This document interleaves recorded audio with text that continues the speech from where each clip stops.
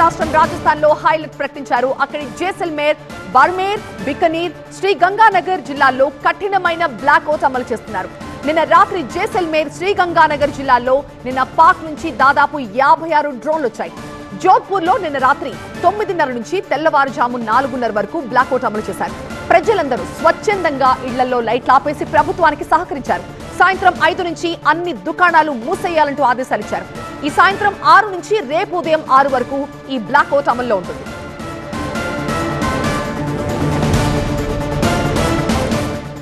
My associate editor Mahatma ప్రస్తుతం live లో join అవుతున్నారు మరింత సమాచారంతో. మహాత్మా, ఆ బోర్డర్ లో ఎక్కడైతే పాకిస్తాన్ గత రాత్రి నుంచి దాడులకు పాల్పడుతోంది, ఇప్పటికి కూడా దాడులకి ప్రయత్నాలు చేస్తుంది, వీటన్నింటినీ కూడా చాలా సమర్థవంతంగా మన సైన్యం తిప్పి కొట్టడం నిజంగా హర్షణీయం. సో ఏంటి ప్రస్తుతం బోర్డర్ లో ఆయా ప్రాంతాల్లో నిన్నటికి ఇవాళకి ఏమన్నా తేడా కనిపిస్తోందా? ఎలా ఉంది పరిస్థితి? అర్ధరాత్రి సమయం చూసుకుని బార్డర్లో ఈ దుశ్చర్యలకు పాకిస్తాన్ పాల్పడుతూ వస్తుంది. ఒకవైపు కాల్పులు, మోటార్ షెల్స్ను ప్రయోగించడం, ఆర్టిలరీ గన్స్ను ఉపయోగించి భారత్ వైపున నష్టాన్ని కలిగజేసే ప్రయత్నం చేస్తుంది. పర్టికులర్గా పాక్ ఆక్యుపైడ్ కశ్మీర్ వైపు నుంచి ఈ తరహా దాడి ఎక్కువగా కనిపిస్తూ ఉంది. అందుకనే మనకి సరిహద్దు గ్రామాల్లో పూంచ్ వైపు చాలా నష్టం వాటిల్లింది. అక్కడ 16 మంది సివిలియన్స్ ఆల్రెడీ చనిపోయారు. అనేక మంది నివాసాలు నేలమట్టం అయిపోయాయి. అటు యూరీ సెక్టార్లోనూ అదే తరహాలో దాడులకు పాల్పడుతున్నారు. ఆర్టిలరీ గన్స్ను ఉపయోగించడం వల్ల అవి నేరుగా ఇళ్లకు తగిలి ఇల్లు నేలమట్టం అవుతున్నాయి లేదా దగ్ధమైపోతున్నాయి. అందులో నివసిస్తున్న వారు ప్రాణాలు కోల్పోతున్న పరిస్థితి కనిపిస్తూ ఉంది. వారందరినీ సరిహద్దు గ్రామాల నుంచి ఎవాక్యుయేట్ చేయించినప్పటికీ కొంతమంది ఉండిపోయారు. ఈ అర్జెన్సీలో తప్పించుకోలేక అటువంటి వారు ఇప్పుడు మధ్యలో ఇరుక్కుపోయి ప్రాణాలు కోల్పోతున్న పరిస్థితి కనిపిస్తుంది.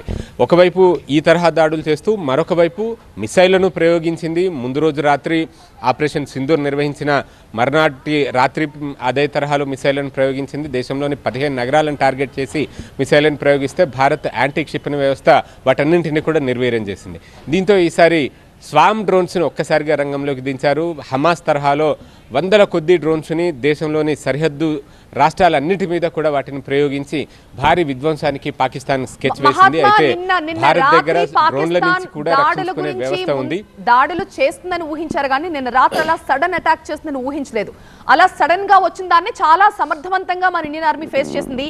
అండ్ ఆల్రెడీ ఇప్పుడు మనకు ఒక హింట్ ఉంది కాబట్టి మళ్ళీ ఇవాళ రాత్రి కూడా పాకిస్తాన్ వైపు నుంచి మళ్ళీ ఇలాంటి దుశ్చర్యలు పాల్పడే అవకాశం ఏమైనా ఉన్నట్టుగా సమాచారం ఉందా?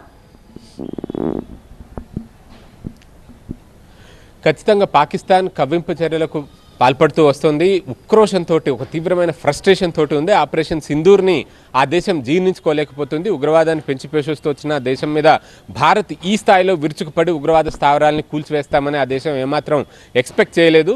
ఇప్పుడు దాన్ని ఊహించలేని ఆ పరిణామంతో రియాక్ట్ అవ్వాలి, పాక్ ప్రజలకు సమాధానం ఏదో ఒకటి చెప్పుకోవాలి. కాబట్టి భారత్ మీద దాడులకు, దుస్సాహసాలకు తెగిస్తోంది. కానీ వాటిలో కూడా విఫలమవుతుంది. మిసైల్ దాడిలోనూ విఫలమైంది. డ్రోన్లతో అకస్మాత్తుగా విరుచుకుపడ్డా కూడా ఏమీ చేయలేకపోయింది. ఇప్పుడు దాంతో ఆ ఉక్రోషంతో ఈ రాత్రి కూడా ఏదో ఒక రకంగా తెగబడే అవకాశం ఉంది. చొరబాట్ల ద్వారా కూడా విధ్వంసాలు సృష్టించాలని ప్రయత్నిస్తోంది. సాంబా సెక్టార్లో దాదాపు 10 నుంచి 12 మంది జైషే మహమ్మద్ ఉగ్రవాదులు చొరబాట్లకు ప్రయత్నించారు. వారిలో దాదాపు 7 మందిని బీఎస్ఎఫ్ బలగాలు కాల్చి చంపగా మిగతా వారు వెనక్కి పరారైపోయారు. జైషే మహమ్మద్ అయితే తీవ్రమైన